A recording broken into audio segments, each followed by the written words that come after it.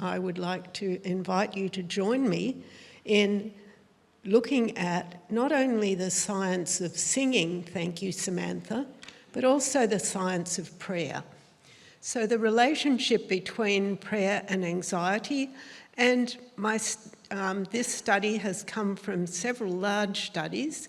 So there has been a meta-analysis of 32 prayer studies, and the overall result showed in almost every study that religion in general, religious training, spirituality, faith, prayer, religious community and worship were associated with reduced anxiety or stress.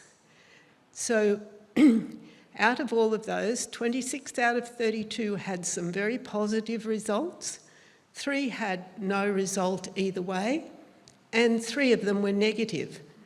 And the negative ones were mainly if the person was using pester power on God.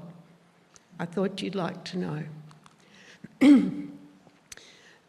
Prayer is considered by some to be the essence of religion. Prayer is defined as communication addressed to God. It is a universal behaviour through human history. And we will today consider the 4 subtypes of prayer and their effect on mental health. So, first of all, we have people believing that prayer is effective to solve personal or world problems, and this showed up positive. Devotional prayer, praise and praying for others, was also a positive thing in people's lives. Personal requests for prayer, for personal needs, for forgiveness. God loves to forgive us. God loves to have us close.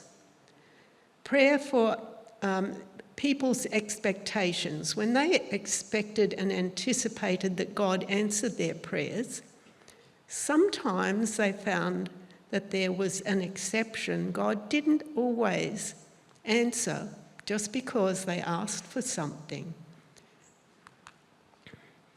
So what were the prayer outcomes?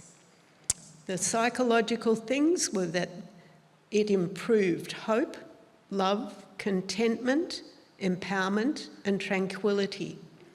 Now, with contentment, people, as they matured in time and spending time with God in prayer, found that they were more aligned to God's will. Physiologically, prayer lowered people's heart rate and their blood pressure. So if that applies to you, remember that. It helped them to slow down their breathing, to listen to the Spirit, to reduce the muscle tension that they carried because of stress, and it increased parasympathetic over sympathetic activity. And this is really important for our general health, well-being, and it fits in with a lot of the Elia and the Seventh-day Adventist studies over in California, around Loma Linda, where people have lived for a long time. Now, what were people's perception of God? If they had a perception that God was an angry human being and that they had to try and win some favour in some way, that is when the studies were negative. When the studies showed that people had a close relationship, that they had more in their mind a picture of Jesus and them together, that was when they also benefited psychologically and physically. So the purposes of prayer are to strengthen the relationship between the believer and the divine, that we use praise, like we've just been singing, and adoration, and these were found to be uplifting. It fosters an alignment with God's will, and this fits in with the Lord's Prayer.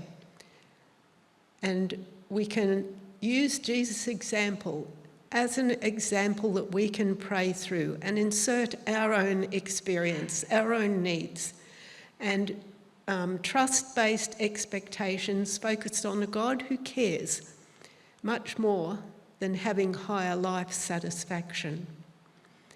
I would like you to think about perhaps one verse, and I have in mind some little birds in their nest. They've just hatched out of their eggs.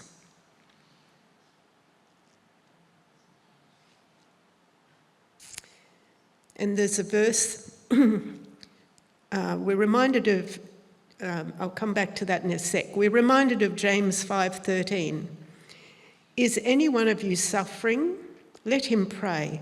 Is anyone cheerful? Let him sing praises.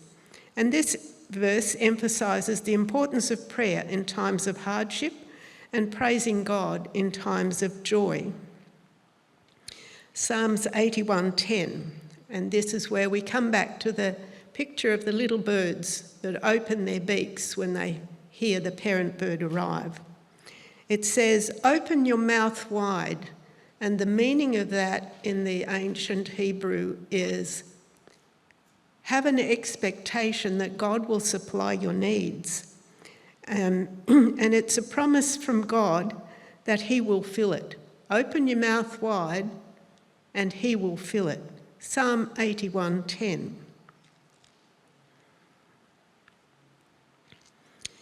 In a climactic moment in history in Revelation 5, 7 angels stand with 7 trumpets waiting for about the space of half an hour. Silence reigns as if all heaven is listening on tiptoe.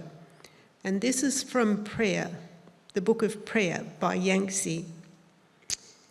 And then the angel collects the prayers of God's people on earth, all the accumulated prayers of outrage, praise, lament, abandonment, despair, petition, and hope, and mixes them with incense and presents them before the throne of God. The silence finally breaks when the fragrant prayers are hurled down to the earth, and there came peals of thunder, rumblings, flashes of lightning, and an earthquake. The message is clear, comments Walter Wink about that scene. History belongs to the intercessors. The prayers are essential agents in the final victory over evil, suffering, and death. So now I would like you to join with everybody in groups of 2 or 3 that you pray for what is needed. And we accept that prayer is medication, so let's take it every day. Thank you.